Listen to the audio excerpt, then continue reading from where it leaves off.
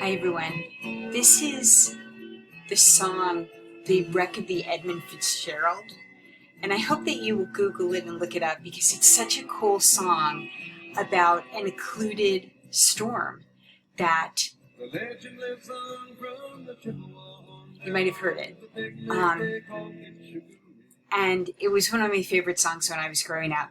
But it's about an occluded storm that killed 26 people in Lake Superior one night in 1972.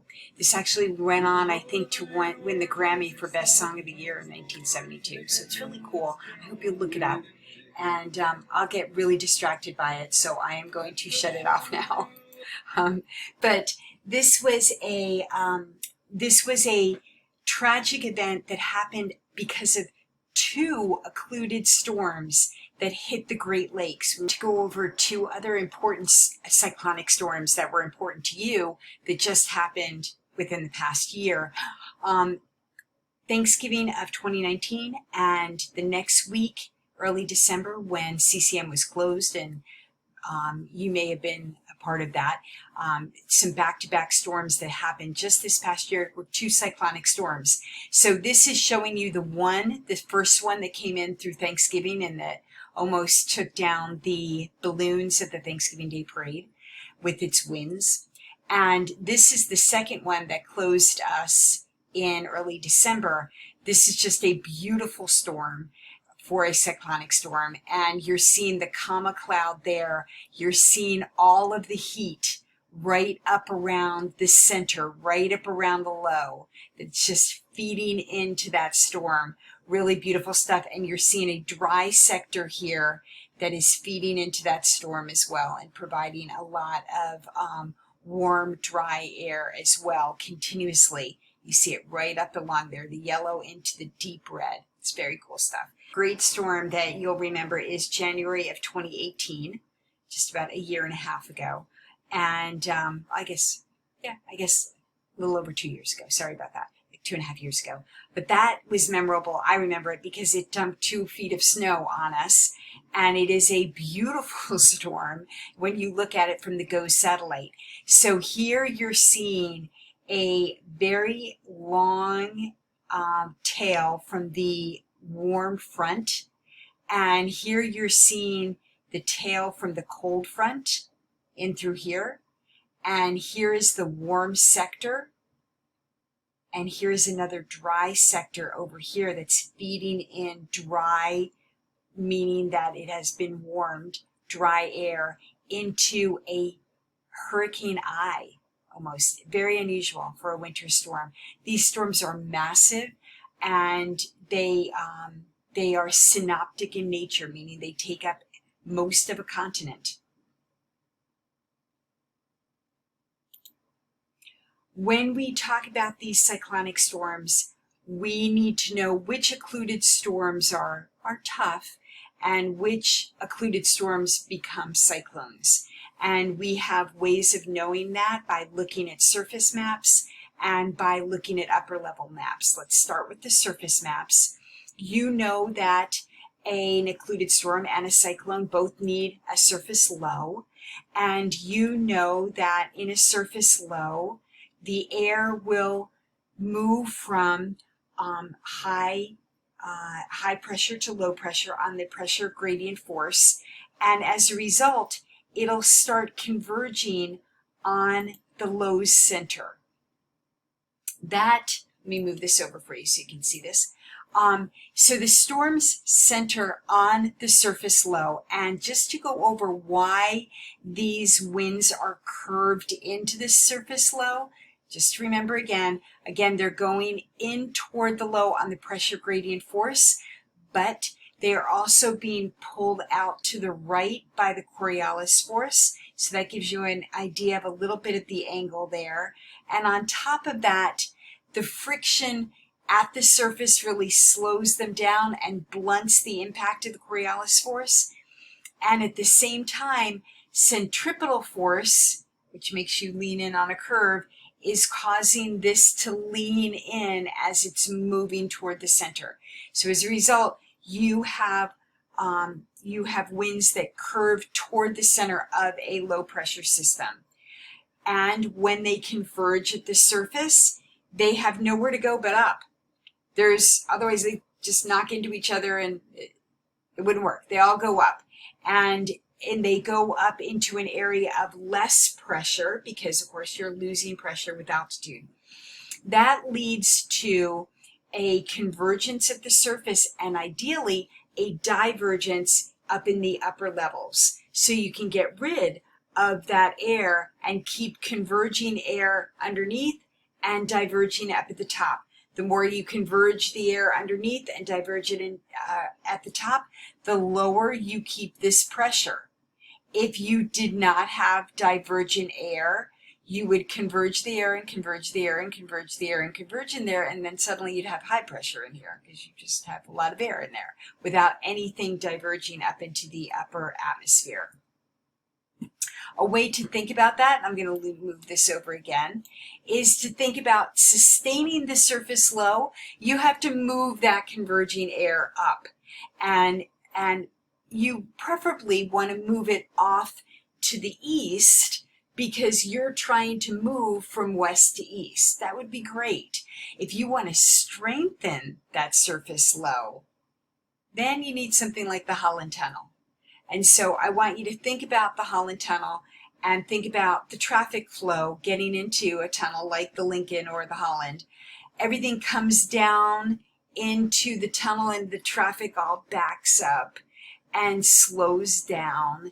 And then once you get into the tunnel, it's pretty smooth sailing. And once you get out of the tunnel, everyone's going crazy at 36th Street in New York, because suddenly now we have less traffic coming out and you can really speed up. So this is an analogy of the traffic backing up before a tunnel or an obstruction. This is, a car that had an accident. I see it all the time in EMS, right? And then you have a big traffic pile up, but then things start to smooth out and you really go fast when you get out of the tunnel or away from the obstruction. That's what you want to look for in the upper levels in order to strengthen your surface low. And you might say, I don't understand that at all. Let's look into it a little bit more. If you had a surface low here with converging, and you had a tunnel here up in the upper levels that really restricted things, then you could really speed up your airflow when you got out of the tunnel. And you could take off a lot of this air and move it right east with you in the upper levels. So what I'm looking for, if I really want to strengthen my surface low, I am looking for a tunnel up here. In other words, I am looking for a trough with very tight contour lines up in the upper levels to slow down the air in back of it and then really let a lot of air move faster outside the tunnel. So when I think about that for strengthening the surface low, I think I want an upper level trough, and an upper level trough is caused by an upper level low, and I want that just to the west of my surface low, because if I get the trough and the tunnel and the low just to the west of the surface low, then all of my divergent air at 36th Street in New York is right above my surface low and can take off that air as fast as it comes in at the surface. So I am looking to strengthen the surface low by looking in the upper levels for a trough and an upper level low that is just to the west of my surface low. Very important to see, and I will tell you, we'll get back into that in a second, but I can give you an example of that for the Christmas low that came in, the early December low that came in 2019. But in other words, I am looking for an upper level low just to the west of my surface low, and I am also, if I want to strengthen this even more to an epic storm, I will look for a surface blocking high that is adjacent to my surface low. Okay? And you see where this is like the perfect setup for what was the December storm in 2019. This is a very common setup.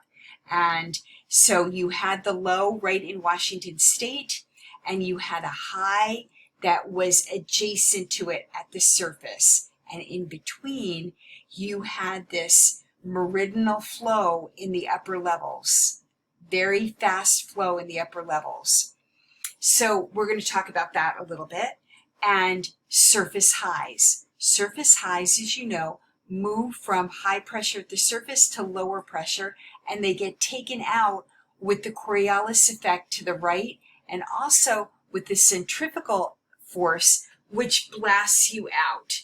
So that there's your centrifugal force that moves you out in a circular pattern off, and that divergent air is pushing air out of the surface high. Well, if you push air out of the surface high and push it out and push it out and push it out and push it out without replenishing it, you're going to wind up without any air in your surface high, and it's going to be a surface low pressure because it's not going to have any air left. But you can supply air and reinforce air from the upper levels, and you can do that by actually converging air in the upper levels and pushing it down to sink into the surface high. That strengthens that surface high. Let's see how that happens. Ooh, hold on a second. There it is. So again, if I have my trough up here in the upper levels, I could have a tunnel right here, which really has really tight contour lines right there, and it would really back up all the traffic and slow it down to converge it, and then I could take advantage of that to push that straight down into my surface high. See the arrows there, pushing it down into the surface high and feeding air into the surface high so that I keep strengthening it as it pushes the air out. So if I really want to look for this, I will look for a surface blocking high that is to the west of my surface low and in between the upper level trough. So if we go from east to west, we say surface low, upper level trough, surface high. The combination serves it really well for converging air down into the surface high and diverging air up off of the surface low. That setup is the setup for an epic storm, an epic cyclonic mid-latitude storm from the 40s up into about the 65-degree latitudes. You can have a vertical structure of these storms that goes all the way up to the top of the troposphere, and you will see anvil clouds even in the wintertime with enough warm air in the warm sector of these storms. And what I wanted to point out to you here is that we've been looking at the surface low and the upper level low that is just to the west, with the trough, the upper level trough, just to the west of the surface level low. Very, very important. Okay? Surface level low, look for the trough just to the west in the upper levels. And you could even look for a higher upper level trough, and that would be to the west of your 500 millibar trough. You could go up to a 300 millibar trough, and these storms can be layered with lows tilted to the northwest. So when you hear about a storm that has the right tilt, that's a storm that meteorologists are looking at for being a mid-latitude cyclone that is going to stay strong for a number of days. I hope this helps you out. We'll talk soon.